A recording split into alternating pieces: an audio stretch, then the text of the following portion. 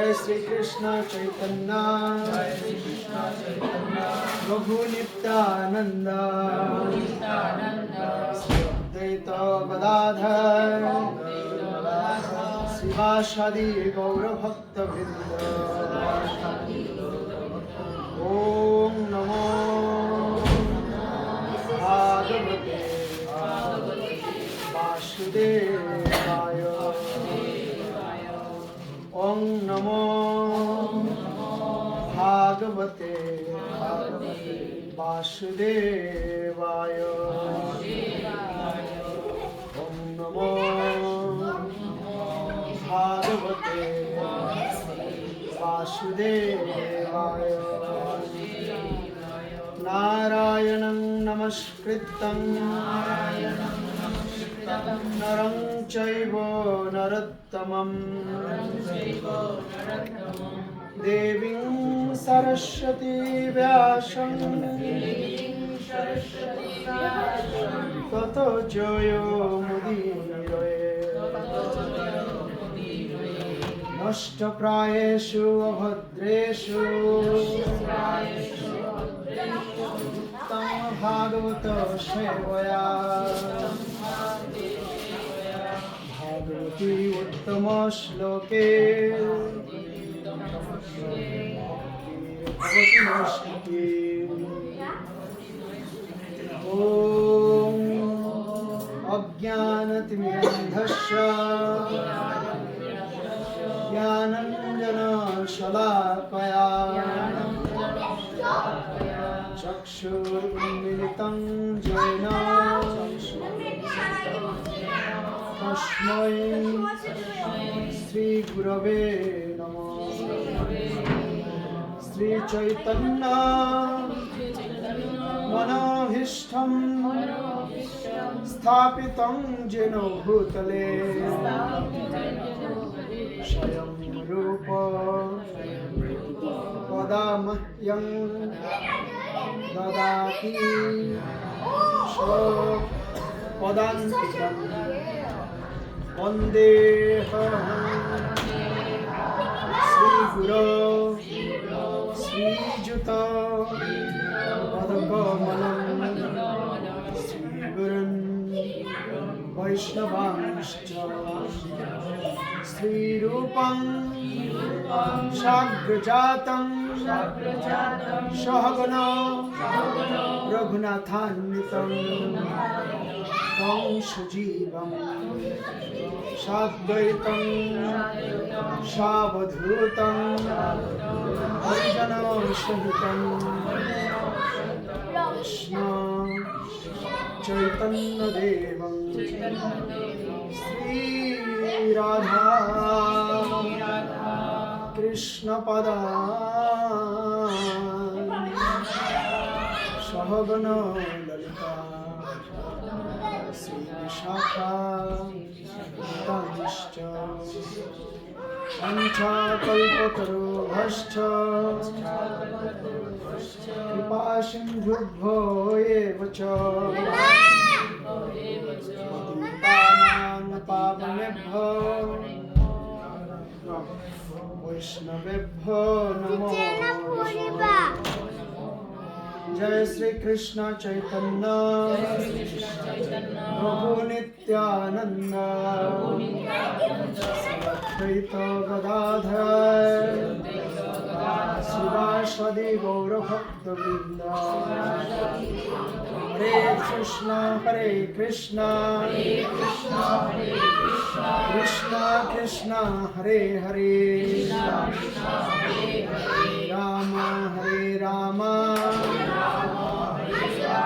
राम राम हरे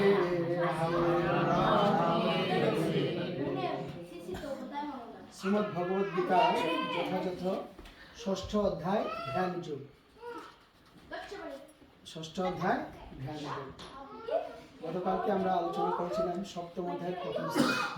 সেখানে তাৎপর্য ছিল প্রপাত বলেছিলেন যে ষষ্ঠ অধ্যায়ের শেষের কয়েকটা শ্লোকে আমরা কীভাবে ভগবানের সেবা করতে পারি সেটার উল্লেখ আছে।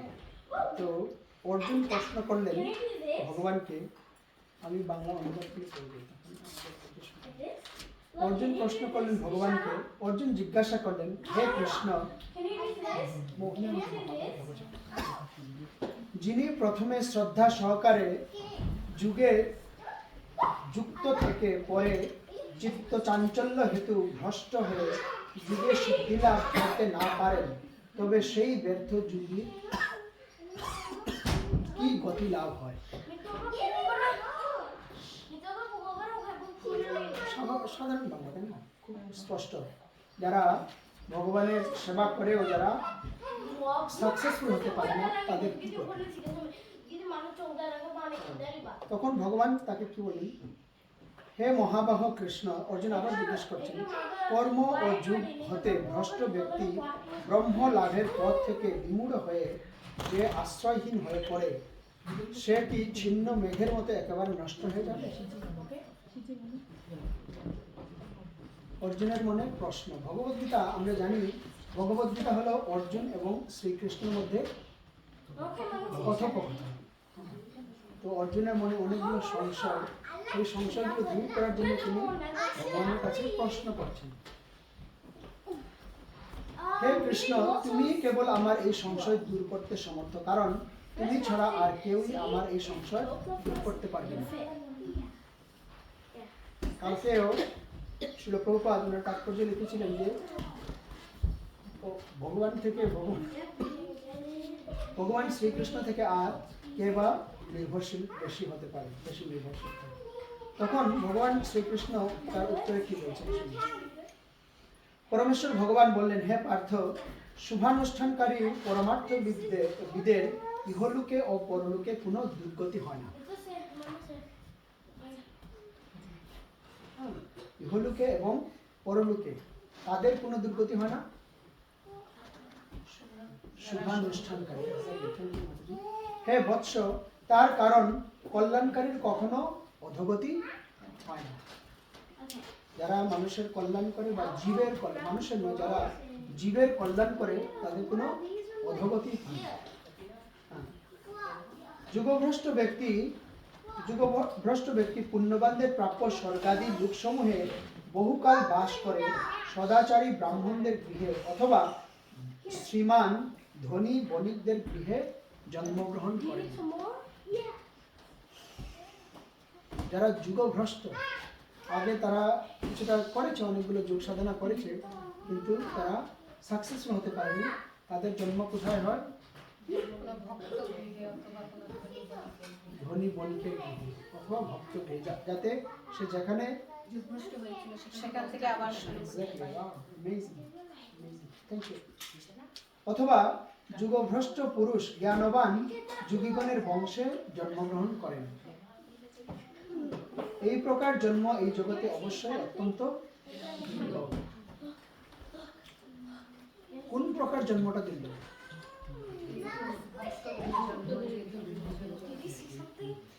যোগীগণের বংশে জন্মগ্রহণ করেন।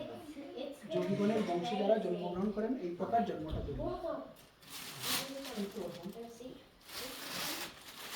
হে কুরুনন্দন, সেই প্রকার জন্মগ্রহণ করার ফলে তিনি পুনরায় তাঁর পূর্ব জন্মকৃত পারমার্থিক চেতনার বুদ্ধি সংযোগ লাভ করে সিদ্ধি লাভের জন্য পুনরায় আত্মবান হন। যারা যোগীদের বংশে যাদের জন্মগ্রহণ হয়, তারা কি করে? আবার তারা পুনরায় পূর্ব জন্মকৃত পারমার্থিক চেতনার বুদ্ধি সংযোগ লাভ করে।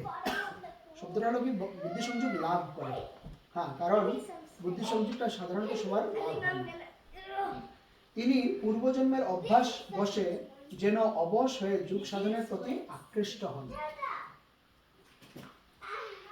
এর প্রকৃষ্ট উদাহরণ, মানে আমরা উদাহরণের ব্যতিক্রম, তারপরে উদাহরণ হিসেবে আমরা বলতে পারি, কার কথা মনে আছে আপনাদের?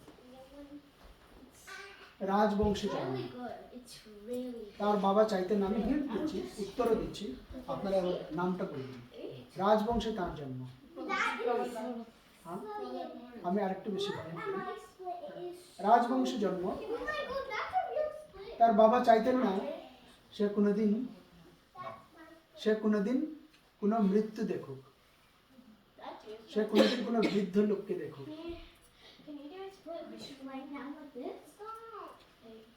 আমি আরেকটু বেশি হিন্ট দিই, তিব্বতের দিকে যান। গৌতম বুদ্ধ। তিনি পূর্বজন্মের অভ্যাস বশে যেন অবশ্যই যোগ সাধনার প্রতি আকৃষ্ট হয়েছেন।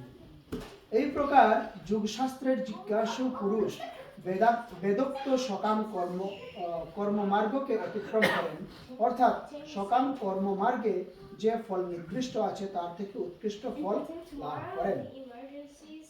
যোগী ইহজন্মে পূর্বজন্মকৃত যত্ন অপেক্ষা অধিকতর যত্ন করে পাপ মুক্ত হয়ে পূর্ব জন্মের সাধন সঞ্চিত সংস্কার দ্বারা সিদ্ধি লাভ করে পরম গতি লাভ করেন। সুন্দর না কথা? বলেন যোগী ইহজন্মে পূর্ব জন্মকৃত যত্ন অপেক্ষা অধিকতর যত্ন করে। যোগীরা কি করে? আগে যতটুকু ভক্তি সাধনা করেছে তার থেকে আরো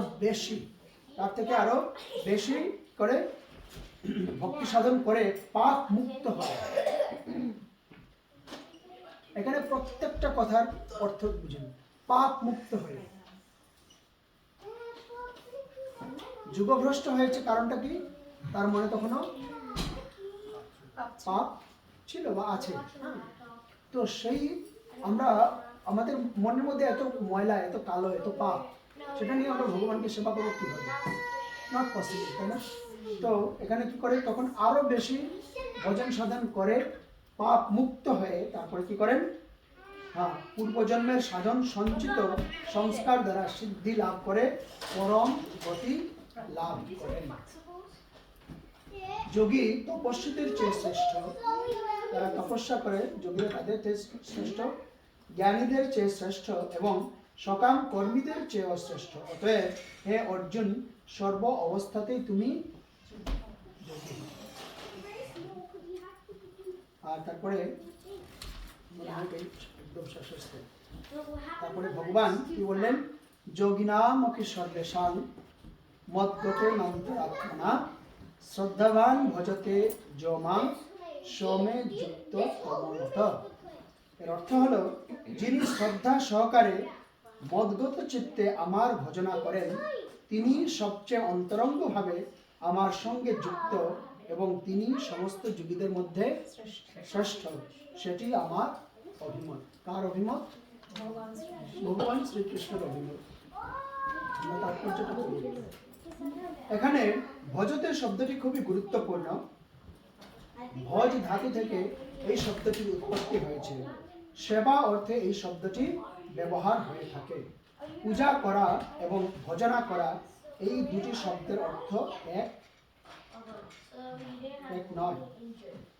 পূজা করা অর্থ পূজ্য ব্যক্তিকে অভিবাদন করা, কিন্তু ভজনা করার অর্থ হচ্ছে প্রেম ও ভক্তি সহকারে সেবা করা, যা কেবল ভগবানই প্রযোজ্য।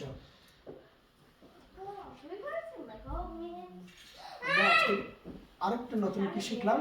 পূজা এবং ভজন এই দুটোর মধ্যে পার্থক্য আছে। পূজা যে আমরা করি, পূজার মধ্যে হয়তো আমাদের ভক্তি থাকতে পারে, নাও থাকতে পারে। আমার কথা নয়, প্রভুপাদের কথা। পূজা করার অর্থ পূজ্য ব্যক্তিকে অভিবাদন জানাচ্ছি, কিন্তু ভজনা করার অর্থ হচ্ছে প্রেম ও ভক্তি সহকারে সেবা করা। পূজ্য ব্যক্তিকে অথবা দেবতাকে পূজা না করলে মানুষ কেবল শিষ্টাচারহীন, অভদ্র বলে পরিগণিত হয়।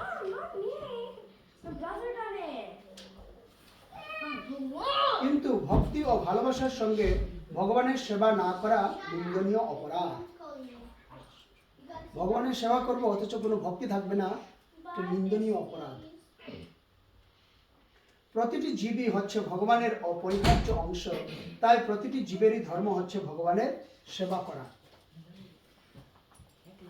তার মানে আমরা আরেকটা জানতে পারলাম কি, আমরা সবাই ভগবানের এক একটা অংশ। এটা ভগবত গীতায় ভগবান শ্রীকৃষ্ণ বলেছেন একটা শ্লোকে। কার কার মনে আছে শ্লোকটা?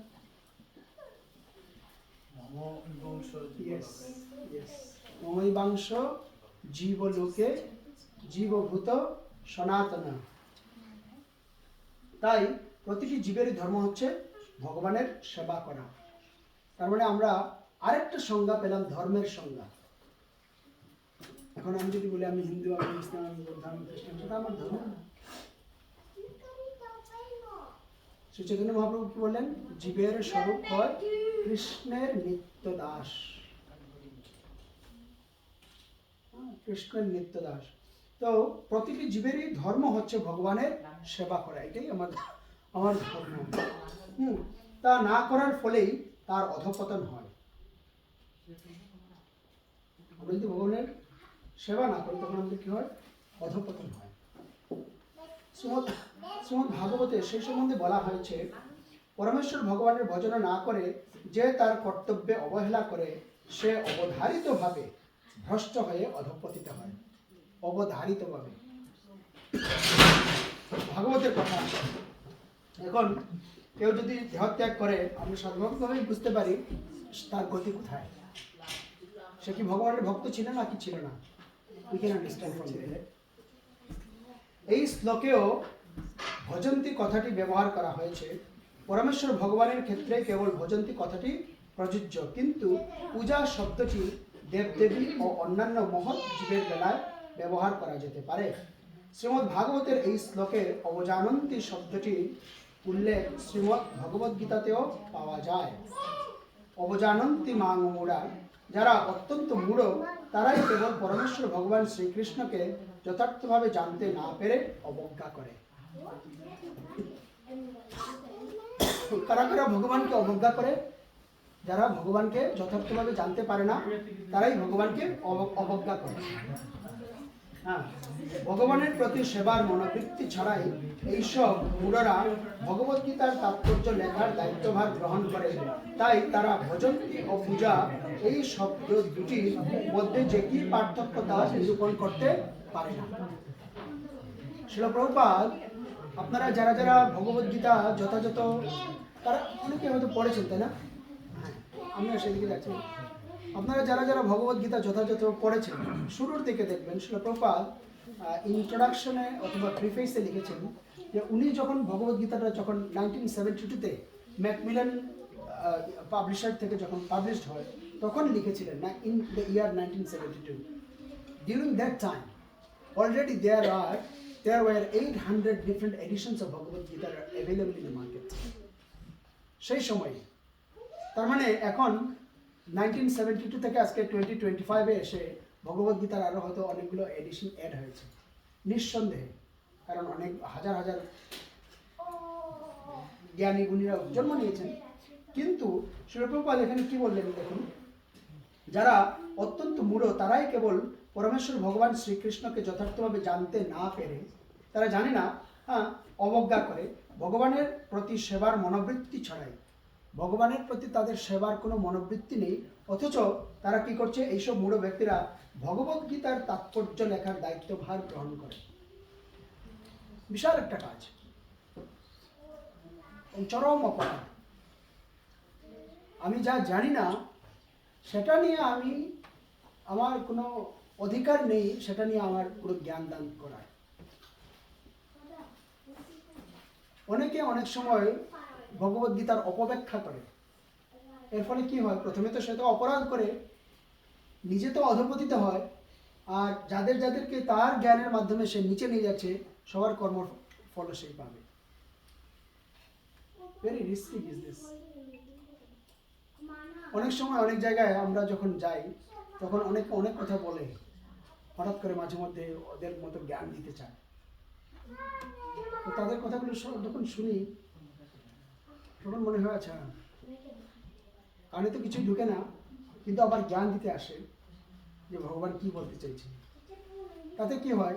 তার কথা শুনে যদি সেখান থেকে একজন বা দুজন মানুষ ভ্রষ্ট হয়, you will get the result. তার মানে আমরা যদি জানি না, মুখটা বন্ধ রাখে ভালো। তারা ভগবানের প্রতি সেবা পূজা করার কোনো মানসিকতা নেই, কোনো মনোবৃত্তি নেই, অথচ ভগবদ্গীতার তাৎপর্য লেখার মতো দায়িত্বভার গ্রহণ করছেন। সে তো নিচে যাবেই যাবে, কোনো সন্দেহ নেই। যারা তার কথায় ভ্রষ্ট হয়ে যাচ্ছে তাদেরও কর্মফল তাকে ভোগ করতে হবে। তার মানে হচ্ছে ভগবত গীতার মধ্যেও পার্থক্য থাকতে পারে না, না ট্রান্সলেশন যে সংস্কৃত ব্যাখ্যাটা ব্যাখ্যা শ্লোকে you are right, you are right, you are right, 100% right. তাহলে এখন আমরা কোনটাকে মানে কোনটা অথেন্টিক মানে সবচেয়ে সবচেয়ে authentic, if you are asking me the question, যথাযথ ভগবদ গীতার অন্য কোনো এডিশন নেই যেখানে লেখা আছে ভগবদ গীতা যথাযথ, এবং প্রমাণ সহকারে ভগবদ গীতা, এমন কোনো ভগবদ গীতা নেই যে ভগবদ গীতা পড়ে পৃথিবীতে এত হাজার হাজার, আজকে এখন লক্ষে ছাড়িয়ে গেছে সংখ্যা, যে লোকেরা ভক্ত হয়েছে। যদি অথেন্টিসিটি যদি না থাকতো তাহলে হতো না। Not possible, not possible, not possible. Bhagavad গীতার এমন কোনো এডিশনে আপনি পরম্পরার যে সংজ্ঞাটা, পরম্পরার যে কীভাবে চলে আসছে এটাও পাবেন না। You will only get here in this Bhagavad Gita as it is, or Bhagavad Gita যথাযথ, হিন্দিতে ভগবদ গীতা যথারূপ, বিভিন্নভাবে বিভিন্ন নাম, Bhagavad Gita as it is. আমি গীতা এর আগেও পড়ছি, মানে অন্যান্য রাইটারে, তো এখানে যে রিয়েল লাইফের সাথে যে উদাহরণ কানেকশন দিয়ে বোঝা যায় এক্সট্রা, মানে ওই ধরনের ব্যাখ্যা কিন্তু ভেরি ইজি টু আন্ডারস্ট্যান্ড। আরেকটা, যেহেতু আমরা আলোচনাটা, আমি ব্যক্তিগতভাবে মেলবোর্নের দুজন ভক্তই বলবো, কারণ যেহেতু ওরা ভগবানকে নিয়ে চিন্তা করে, দুজনকে জানি যারা ভগবদ গীতার তাৎপর্য লেখার চেষ্টা করেছে। আশ্চর্যজনকভাবে দুজনই ষষ্ঠ এবং সপ্তম অধ্যায়ে এসে থেমে গেছে। ব্যক্তিগতভাবে তারা এখনো জীবিত আছেন। শেষ করতে পারেন। ওয়েল, শেষ করবে কিনা আমি জানি না, কিন্তু আজকে থেমে গেছে প্রায় কয়েক বছর ধরে। ষষ্ঠ সপ্তম অধ্যায়ে এসে মানে মোটামুটি থেমে গেছে, আর লিখেনি বা পারেনি। আমি বলবো তাদের ভাগ্য ভালো, ভগবান চায় না যে তারা এই এত অল্প সময় এতটা কর্ম গ্রহণ করে। It is a favour to them. সব রকমের যুগ সাধনার চরম পরিণতি হচ্ছে ভক্তি যুগ। এটি কালকে বলেছিলাম, ভক্তি যুগ হলো এলিভেটেড, অন্যান্য সমস্ত যুগের উদ্দেশ্য হচ্ছে ভগবত ভক্তি বা ভক্তি যুগের স্তরে উন্নীত হওয়া। যুগ বলতে প্রকৃতপক্ষে ভক্তি যুগকেই বোঝায়, আর অন্য সমস্ত যুগগুলি ক্রমান্বয়ে ভক্তি যুগেই যুক্ত হয়। কর্মযুগ থেকে শুরু করে ভক্তি যুগের শেষ পর্যন্ত আত্মতত্ত্ব জ্ঞান লাভের এক সুদীর্ঘ পথ। নিষ্কাম কর্মযুগ থেকে এই পথের শুরু। কর্মযুগের মাধ্যমে যখন জ্ঞান ও বৈরাগ্যের উদয় হয়, তখন সেই স্তরকে বলা হয় জ্ঞান যুগ। তার মানে সংজ্ঞা, জ্ঞান যুগের সংজ্ঞাটা কি? নিষ্কাম কর্মযুগের মাধ্যমে যখন জ্ঞান ও বৈরাগ্যের যখন উদয় হয়, তখন তাকে কি বলা হয়? জ্ঞান যুগ। হ্যাঁ, দৈহিক ক্রিয়াকলাপের মাধ্যমে যখন জ্ঞান যুগের সঙ্গে ধ্যান যুগ যুক্ত হয়ে মনকে পরমাত্মার উপর একাগ্র করা হয়, তখন তাকে বলা হয় অষ্টাঙ্গ যুগ। অষ্টাঙ্গ যুগকে অতিক্রম করে ভগবান শ্রীকৃষ্ণের শরণাগত হওয়াই হচ্ছে ভক্তি যুগ। ভক্তি যুগে আসবার জন্য কয়টা যুগ আমাদের অলরেডি শ্রীল প্রভুপাদ এখানে দিয়েছেন? কয়েকটা। প্রকৃতপক্ষে এই ভক্তি যুগে হচ্ছে চরম পরিণতি, কিন্তু পুঙ্খানুপুঙ্খভাবে ভক্তি যুগের তাৎপর্য উপলব্ধি করতে হলে অন্য সমস্ত যুগ সম্বন্ধে অবগত হতে হয়। যে যোগী প্রগতিশীল, তিনি পরমার্থ সাধনের পথে বিশেষ সৌভাগ্য অর্জন করেছেন, কিন্তু প্রগতিহীন হয়ে কেউ যখন কোনো এক স্তরে স্থির হয়ে পড়ে, তখন তাকে সেই বিশেষ স্তরের নামানুসারে কর্মযোগী, জ্ঞানযোগী, ধ্যানযোগী, রাজযোগী, হঠযোগী আদি নামে অভিহিত করা হয়। পরম সৌভাগ্যের ফলে কেউ যখন ভক্তিযুগের স্তরে উন্নীত হয়, তখন বুঝতে হবে যে তিনি অন্য সব যুগের স্তর ইতিমধ্যেই অতিক্রম করেছেন। পথে ঘাটে যদি আপনি মনে করেন যে কেউ ভক্ত আপনার সাথে দেখা হচ্ছে, বা আপনি যদি if you identify any devotee যারা ভক্ত, তার মানে ভাগ্যক্রমে, এই যে এখানে কি বলেছেন, পরম সৌভাগ্যের ফলে, তার ভাগ্য খুব ভালো, পরম সৌভাগ্যের ফলে সে যদি ভক্ত হয়, তার মানে বুঝতে হবে সে অন্যান্য সবগুলো যুগ অলরেডি অতিক্রম করে গেছে। তাই কৃষ্ণ ভাবনামৃত লাভ করে কৃষ্ণ ভক্ত হওয়াই যুগমার্গের সর্বোচ্চ শিখর। যেমন আমরা যখন হিমালয় পর্বতের কথা বলি তখন আমরা পৃথিবীর সর্বোচ্চ পর্বতমালা সম্পর্কে বলি। এই হিমালয়ের আবার সর্বোচ্চ শিখর হচ্ছে মাউন্ট এভারেস্ট। অনেক সৌভাগ্যের ফলে মানুষ কৃষ্ণ ভাবনামৃত লাভ করে ভক্তিযুগের পথ অবলম্বন করে এবং বৈদিক শাস্ত্রের নির্দেশ অনুযায়ী এই যুগ অনুশীলন করে। শ্রীল প্রভুপাদ এই কথাটা বারে বারে বলছেন কি সৌভাগ্য, অনেক সৌভাগ্যের ফলে। শ্রী চৈতন্য মহাপ্রভু কি বলেছেন জানেন? এই রূপে ব্রহ্মাণ্ড ভ্রমিতে ভ্রমিতে পুনঃ ভাগ্যবান জীব গুরু কৃষ্ণ প্রসাদে পায় ভক্তিলতা বীজ। ভক্তিলতার বীজটা সবাই পায় না, কে পায়? পুনঃ ভাগ্যবান জীব। প্রথমে কি বললেন? এই রূপে ব্রহ্মাণ্ড ভ্রমিতে ভ্রমিতে। এখন আমি যদি এই শব্দটার উপরে যদি একটু করার চেষ্টা করি, আলোকপাত করার চেষ্টা করি যে ব্রহ্মাণ্ড ভ্রমিতে ভ্রমিতে, আমরা একটা মাত্র ব্রহ্মাণ্ডে আছি। আমাদের বাইরে আরো অনন্ত কোটি ব্রহ্মাণ্ড রয়ে গেছে এই জড়জগতের মধ্যে। একটা ব্রহ্মাণ্ডের মধ্যে আমরা একটা মাত্র লুকে আছি, সেটা হলো পৃথিবীর। আমরা আজকে এই ব্রহ্মাণ্ডে আছি, চতুর্মুখী ব্রহ্মাণ্ডে। এরপরে কোন ব্রহ্মাণ্ডে আমরা যাচ্ছি আমরা জানি না। এরকম করে ব্রহ্মাণ্ড ঘুরতে ঘুরতে ঘুরতে ঘুরতে ঘুরতে ঘুরতে যদি কোনো ভাগ্যবান জীব, তখন কি হয়? সে কি পায়? গুরু কৃষ্ণ প্রসাদে পায় ভক্তিলতার বীজ। ভক্তিলতার বীজটা সবাই পায় না, যারা ভাগ্যবান তারা পায়। ঠিক এই কি কথা শ্রী প্রভুপাদ বারে বারে ওনার তাৎপর্য লিখছেন যে যারা ভাগ্যবান তারাই পায়। অনেক সৌভাগ্যের ফলে মানুষ কৃষ্ণ ভাবনামৃত লাভ করে ভক্তিযুগের পথ অবলম্বন করে এবং বৈদিক শাস্ত্রের নির্দেশ অনুযায়ী এই যুগ অনুশীলন করে। আদর্শ যুগী শ্রীকৃষ্ণের ধ্যানে মগ্ন থাকেন। ভগবান শ্রীকৃষ্ণকে শ্যাম সুন্দর বলা হয় কারণ তাঁর অঙ্গকান্তি জল ভরা মেঘের মতো নীলাভ, তাঁর পদ্মের মতো মুখারবিন্দ সূর্যের মতো প্রফুল্লোজ্জ্বল, তাঁর বসন মণিরত্নের দ্বারা বিভূষিত, তাঁর শ্রীঅঙ্গ ফুলমালায় সুশোভিত। ভগবানকে কেন শ্যামসুন্দর বলা হয়? এই বর্ণনা দিচ্ছেন। তাঁর দিব্য অঙ্গকান্তি ব্রহ্মজ্যোতির সর্ব ঐশ্বর্যময়ী প্রভায় সর্বদিক উদ্ভাসিত। শ্রীরামচন্দ্র, শ্রী নৃসিংহদেব, শ্রী বরাহদেব এবং পরমেশ্বর ভগবান শ্রীকৃষ্ণ রূপে তিনি অবতরণ করেন। তিনি হচ্ছেন সমস্ত অবতারের অবতারী। তিনি হচ্ছেন পরমেশ্বর ভগবান শ্রীকৃষ্ণ। তিনি মাতা যশোদার নন্দন রূপে সাধারণ মানুষের মতো আবির্ভূত হন এবং শ্রীকৃষ্ণ, গোবিন্দ, বাসুদেব আদি নামে পরিচিত হন। তিনি হচ্ছেন আদর্শ সন্তান, আদর্শ পতি, আদর্শ সখা, আদর্শ প্রভু। তিনি সমস্ত ঐশ্বর্য পরিপূর্ণ এবং অপ্রাকৃত গুণাবলীতে বিভূষিত। ভগবানের এই স্বরূপ যিনি সম্পূর্ণরূপে উপলব্ধি করেছেন তিনি হচ্ছেন শ্রেষ্ঠ যোগী। যোগের সর্বোচ্চ সিদ্ধির এই স্তর লাভ হয় ভক্তি যুগের মাধ্যমে, যা বৈদিক শাস্ত্রে প্রতিপন্ন হয়েছে।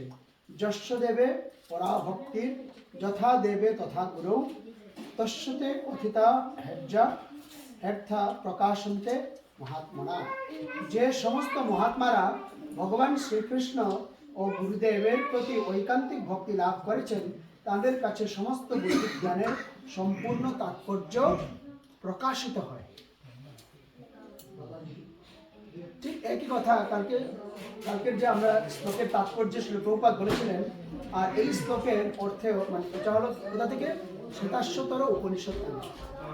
এই উপনিষদেও কি বলেছেন যে জ্ঞানের সম্পূর্ণ তাৎপর্য প্রকাশিত হয়, প্রকাশ হয়। ভক্তিরস্য ভজত। ভক্তি মানে হচ্ছে লৌকিক অথবা পারলৌকিক সব রকম বিষয় বাসনা রহিত ভগবত সেবা। ভক্তির মানে কি? ভক্তির মানে হলো বিষয় কোনো মনের মধ্যে কোনো বিষয় বাসনা ছাড়া ভগবানের সেবা করাকে কি বলা হয়? ভক্তি। বিষয় বাসনা থেকে মনকে সম্পূর্ণরূপে ভগবানে আনা, সেটি হচ্ছে নৈষ্কর্মের উদ্দেশ্য। এগুলি হচ্ছে যুগ পদ্ধতির সর্বোচ্চ স্থিতির সিদ্ধির স্তর। ভক্তিযুগ বা কৃষ্ণ ভাবনা অনুশীলন করার কয়েকটি উপায়। আমি জানি আমি ভেরি হ্যাভি, আপনারা অনেকে জাস্ট শুনেই গেছেন। সত্যি কথা বলতে কি আমি নিজেও অনেকটা বুঝি না, করছি না। হয়তো গুরু কৃষ্ণের কৃপায় একদিন বুঝবে, হয়তো ভগবানের একদিন শুদ্ধভাবে ভক্তি যাপন করার চেষ্টা করবে। কারো কোনো প্রশ্ন যদি থাকে?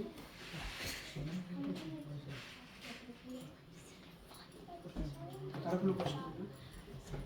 আমার জন্য একটা প্রশ্ন হয়তো হ্যাঁ। আমার মনে হয় যে অনেকে এখানে যোগিকারা, এটা একটু মনে বললো ব্যাখ্যা করবে। যোগী সংসার কারা যোগিকা? যারা ভগবানের সাথে যুক্ত করার জন্য। Simple word. যোগ শব্দের অর্থ হলো কি? যোগ। যোগ মানে কানেকশন, ইংরেজিতে বলি কানেকশন। যোগী, হ্যাঁ, কার সাথে যুক্ত হচ্ছে আমি? যোগীরা কারো না কারো তো ধ্যান করছে, কারো না কারো ধ্যান করছে।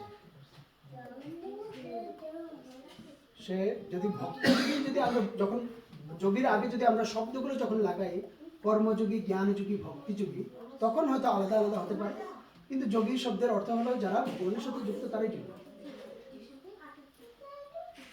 এখন সে যুগ সাধনায় বসে যদি ভগবানকে যদি না স্মরণ না করে অন্য কাউকে স্মরণ করে, তখন হয়তো সে নিজেকে অন্যভাবে প্রকাশ করবে। কিন্তু আমরা তো আর জানি না তার মনের মধ্যে সে কাকে ধ্যান করছে। তো যোগী শব্দের খুব সোজা সাপটা জবাব বা সংজ্ঞাটা হলো এই, যারা ভগবানের সাথে যুক্ত তারাই যোগী। আর এখনকার যে কনসেপ্ট, যোগ বলতে আমরা বুঝি যে যোগ ব্যায়াম, প্রাণায়াম, মানে these are like completely different. না, এখানে একটা কথা আছে, যোগ ব্যায়াম যেটা মানে যে অল্প বিদ্যা ভয়ঙ্কর, যেটা এরকম আর কি বিষয়টা। যোগ ব্যায়াম তখনই যোগ ব্যায়াম হয় যখন যোগ ব্যায়ামের সাথে মন্ত্র যুক্ত থাকে। আমি জানি না আপনারা কতজন এই বিষয়টা জানেন। যোগ ব্যায়াম সাধারণ একটা অঙ্গভঙ্গি নয়, তা না হলে এটা সিম্পল এজ জিমনাস্টিক আর কিছু না। যোগ ব্যায়াম, প্রত্যেকটা যোগ ব্যায়ামের সাথে এক একটা মন্ত্র থাকে। সেই মন্ত্র উচ্চারণ করে করে যোগ ব্যায়াম পারফর্ম করা হয়।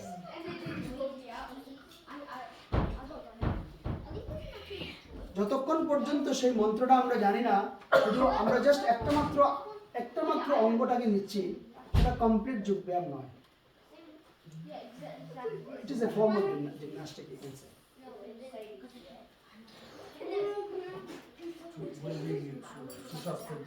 হ্যাঁ, অফকোর্স আপনি ব্যায়াম করলে তো আপনার স্বাস্থ্য তো ভালো হবেই, হ্যাঁ ভালো হবে। কিন্তু যোগ ব্যায়াম যদি আমরা বলি, যোগ ব্যায়াম যদি বলি, তখন কিন্তু এটা মানে প্রত্যেকটা আসনের এক একটা মন্ত্র থাকে, যেটা এখন আর কেউ জানে না। হয়তো তখন হয়তো না, পাতঞ্জলি হয়তো জানে, বাবা রামদেব হয়তো, আমি নট শিওর। টিভির মধ্যে প্রতিদিন করে প্রত্যেকটা যোগ ব্যায়ামের সাথে এক একটা মন্ত্র থাকে। সেই মন্ত্র উচ্চারণ করে করে যখন যোগ ব্যায়ামটা করা হয়, দ্যাট ইজ যোগ ব্যায়াম। সেই ব্যায়ামের মাধ্যমে ভগবানের সাথে রামদেব যেগুলো শেখায় এগুলো এক্সারসাইজ। রামদেব কি যোগী তাহলে? এইসব উত্তর এগুলা কঠিন প্রশ্ন। ওই যোগী না, এখানকার যোগা, এইসব প্রশ্নের উত্তরে আমি নাই। যোগা যোগা ইয়াটা আসলে এইসব প্রশ্নের উত্তরে ইয়াটা এখন কমার্শিয়াল, ইয়েস। আর বিশেষ করে ওয়েস্টে আসার পর এটা You are connecting, you are talking with the God. You can talk with God. কিভাবে একটা বন্ধ রুমের মধ্যে অন্ধকার রুম, ওইটা থেকে একটা মানে যে কি বলে ওরকম একটা বাতি ওইদিকে আলো বাড়িতে আলো দিয়ে আপনি ওই দিক আলোর দিকে তাকায় মিউজিক করতেছে, ঝর্ণার শব্দ বাড়িতেছে,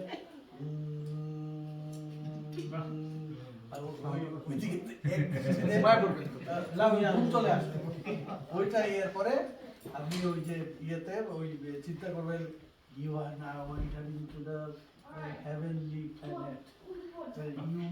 You feeling your body is like going through this. The flower is brushing to your skin.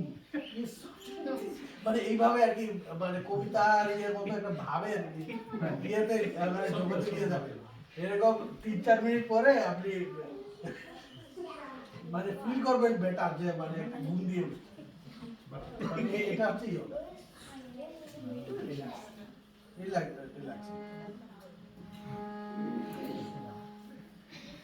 এখন আমার একটা প্রশ্ন আপনাদের সবার কাছে, বছরের তো প্রায় শেষ, ইংরেজি ক্যালেন্ডারের প্রায় শেষ, আপনাদের কি রিয়েলাইজেশন ইন দিস লাস্ট 1 ইয়ার? এমন না যে আপনাদের শেয়ার করতে হবে, যদি করেন তাহলে ভালো, আমি জানলাম, আমি কিছু ইন্সপায়ার হলাম। অনুদা আপনি কি দিয়ে শুরু করি?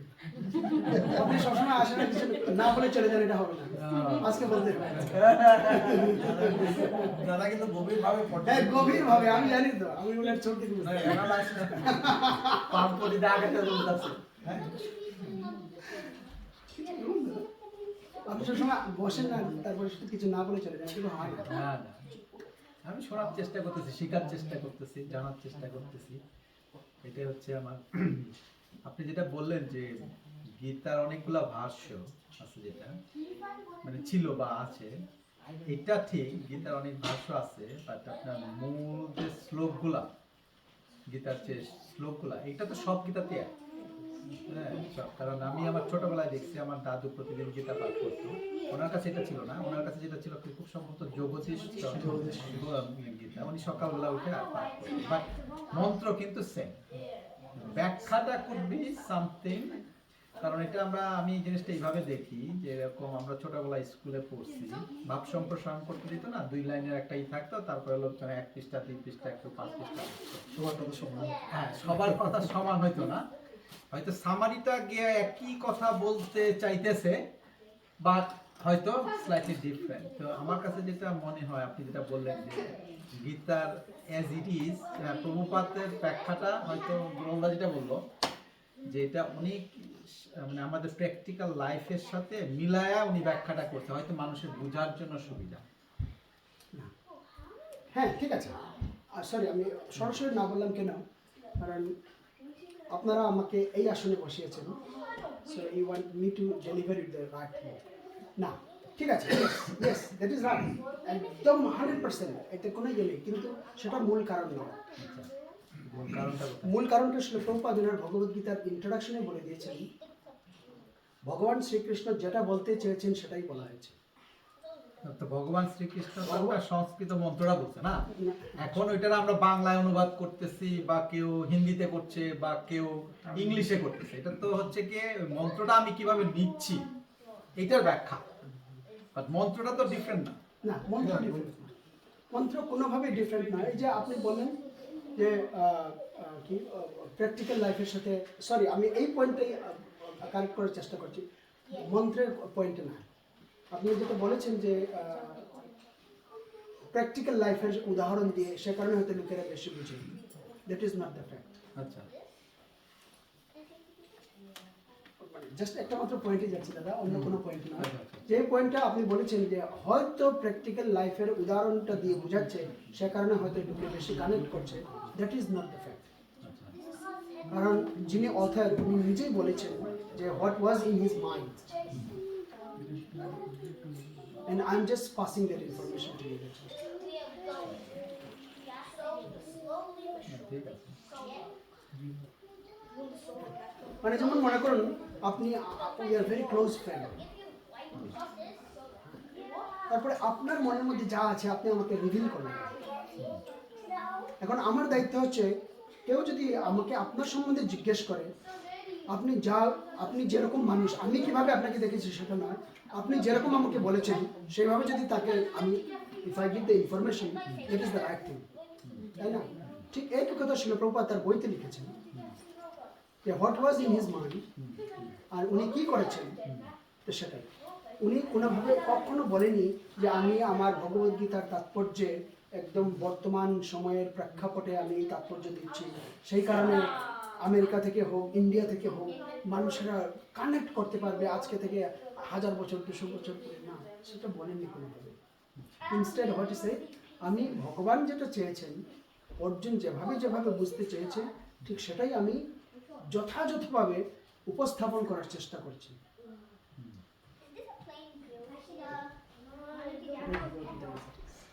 এই গীতাতে কি আছে, মানে সংস্কৃত থেকে বাংলায় ট্রান্সলেশন, তারপরে আবার ইন্টারপ্রিটেশন, দুটোই আছে। তর্জমা এবং তাফসীর। না, হ্যাঁ, মানে যারা আমরা বাংলা বাংলায় শুনেছি। কোরআন থেকে তেলাওয়াত, না, তাইলে তো ট্রান্সলেশন সেম থাকারই কথা, ইন্টারপ্রিটেশন হয়তো এক একটা গীতাতে হয়তো। অনেস্টলি যদিও শিল প্রভুপাদ, যদিও না, সরি, শিল প্রভুপাদ বলেছেন 800টার উপরে, কিন্তু আমি ব্যক্তিগতভাবে ভগবদ্গীতা যথাযথ ছাড়া অন্য কোনো ভগবদ্গীতা পড়িনি। সে কারণে I do not have knowledge to say okay translation এক আছে কিনা আমি জানি না, যেটা জানি না সেটা নিয়ে বলা ট্রান্সলেশনও হয়তো হতে পারে, আমি জানি না। সংস্কৃত থেকে তো ট্রান্সলেশন। কিন্তু আপনারা যারা পড়েছেন জগদীশ চন্দ্র বা এই সে, আপনারা হয়তো জানবেন, but I have never red anyone, so I don't know. এগুলো একই, বুঝছেন না? আর ওই ব্যাখ্যা করেন না, ব্যাখ্যাটার মধ্যে একটু ডিফারেন্স আছে আর কি। দিনের শেষে একই কথা বলতে যাচ্ছে। এখন হ্যাঁ। শব্দ চয়নে তো ডিফারেন্স আছে।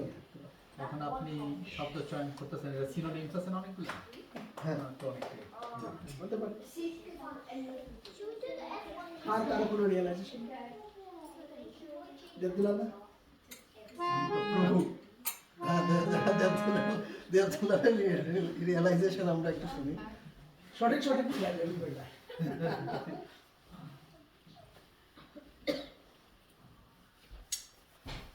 মাঝে মধ্যে একটু বাবায়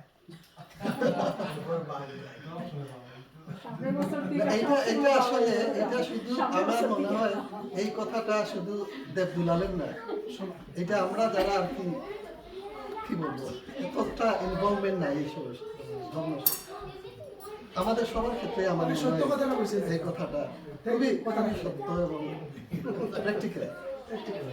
মাঝে মধ্যে ভাবো এটা তো বিদায়ী কথা, মন স্বভাবত চঞ্চল, মনকে আবদ্ধ করে রাখার চেষ্টা করে। সুন্দর। এখন এই যে এটার কনসিস্টেন্সিটা কিভাবে মানে রাখা যায়, কি করলে বা নিরলস প্রচেষ্টা। নিরলস প্রচেষ্টা। ঠিক আছে, আমি আর আপনি সেম ভগবদ্গীতায় ভগবান শ্রীকৃষ্ণ বলছেন অভ্যাস, অভ্যাস যোগে চিত্তে না। তারপরে অভ্যাসের সাথে আরো দুইটা কাজ করতে হবে, এক তো অভ্যাস করা, আর আরেকটা হলো গিয়া দুঃসঙ্গ ত্যাগ করা, অসৎসঙ্গ ত্যাগ, আর সৎসঙ্গ বাড়িয়ে দেওয়া, মানে সোজা সাপটা। দুঃসঙ্গটা কমাইবা, সুসঙ্গটা বাড়াইবা। প্রথমে তো অভ্যাস, তারপরে দুঃসঙ্গ ধীরে ধীরে ধীরে ধীরে কমতে থাকবো, আর জায়গাটা যখন খালি দেবে তখন সৎসঙ্গে এলো, খালি না হওয়া পর্যন্ত আগে খালি না হওয়া পর্যন্ত আগে আগে জায়গাটা পরিষ্কার করবো, জায়গাটা যখন পরিষ্কার হয়ে যাবো তখন সৎসঙ্গে ধীরে ধীরে ধীরে, আর এমনভাবে ঢুকে যাব একদম কংক্রিট ফিক্সড। এখন এটাতে আমরা কত তাড়াতাড়ি, how far we can reach to that stage, that is up to us. ঠিক না? কবিতা হ্যাঁ কবিতা মাতা তার কথা নয়, আপনার কথা বলুন। বাহির হয়ে গেছে না না না না না এটা তো আমি প্রশ্ন জিজ্ঞাসা না I'm just what do you think what is your realization or what you have done to advance in spiritual life anything আমার কাছে মনে হয় যে আজকে যেটা করলাম অ্যাটলিস্ট একটা স্টেপ নেওয়ার জন্য একটু বড় করি That's the issue. এটা তো কে কইছে ডিফারেন্ট উর্মিলা মাতাজি কারণ আপনারা you are regular so that's why I am asking আমার রিয়েলাইজেশন হচ্ছে যে আমি তো তবু একটু অন্য ধরনের ব্যাকগ্রাউন্ড থেকে আসলাম। এখানে ধরেন আমি বারবার বলি যে আমার শ্বশুর বাড়ি বলেন, আমার নিজের বাড়ি বলেন, তারা সব হয়তো যে দেবদেবীর যে উপাসনা, ধরেন শিব ভক্ত এরকম সবাই।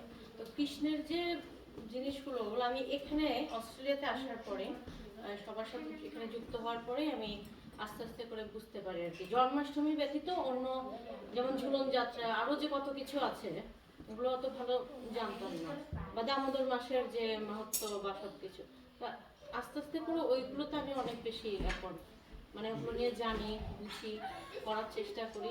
মানে এটাই আর কি, এটাই হচ্ছে। এবং ভালো লাগে, খুব ভালো লাগে যখন করি, খুব মনের মধ্যে খুব ভালো লাগে। এটাই হচ্ছে আমার রিয়েলাইজেশন। থ্যাংক ইউ আমরা সবাই সবার জন্য প্রার্থনা করবো আজকে ভগবানের কাছে first of all congratulations to all of you আপনারা আরো একটা বছর বেঁচেছেন লাস্ট ইয়ারে যাদের যাদেরকে দেখেছি তাদেরকে সবাই আবার দেখছি হ্যাঁ কত ভালো তাই না Mataji so congratulations to all of আস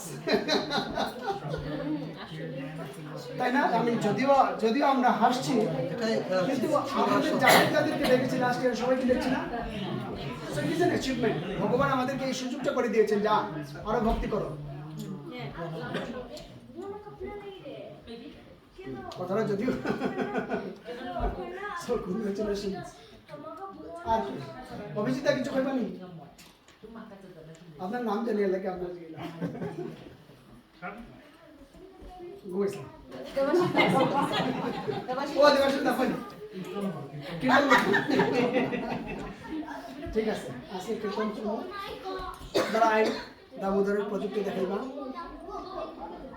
কালকে চাইলেও দামোদর মাসটা জানিয়ে দেবে you need to wait for one more year to get the same benefit